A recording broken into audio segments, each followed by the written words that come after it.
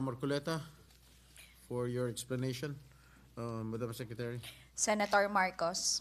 Senator Amy Marcos recognized to explain her vote. Thank you very much, Mr. President. I vote a resounding yes. Sa hinabahaba kong pagsisilbi sa Kongreso, sa 12 taon na nanilbihan kami, ang trabaho ng kongrestista, sa pagkaalam ko, ay maging kinatawan ng kanilang distrito o kanilang sektor. Bakit naman ngayon ay naging tagabantay na lamang sila ng humihiyaw na dambuhalang sanggol? Ginawa ng bonjing na armas ang impeachment. Ang dating para sana sa kaayusan ng sistema, ginagawang pampagulo, panakot at sandata laban sa mga kinaiinggitan, kinaiinsecuran ng mga lulong sa kapangyarihan. Galangin naman natin ang Korte Suprema.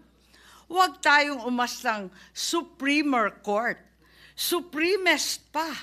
Wala namang ganun ah.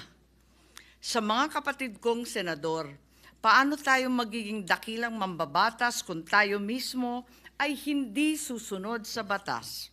Ang boses ng Korte Suprema ay boses ng konstitusyon. At kung sino man ang sasapaw sa boses na ito ay isa lang ang tono, ambisyon. Kaya naman, mag-move on na tayo. Magtrabaho at huwag konsintihin ang isang spoiled na bonjing. Huwag nang busugin ng pabor. Huwag nang pumayag dahil may pabuya. Huwag tayo magpalaki ng buwaya, baby pa nga ang tawag, lulong na. Sa mga mahal kong kongresista, may suggestion po ako. Ito suggestion lang naman, Huwag niyong masamain.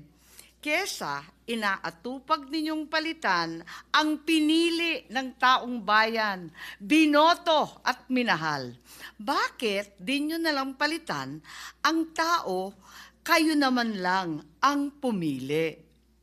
Ayaw paawat ng iba sa kakaflex. Ano kaya kung yung speaker nyo na lang ang paltan nyo? Kaya nyo yan. At dahil dito, bumuboto ako ng malakas na oo. Maraming salamat po. Thank you, Senator Amy. Before the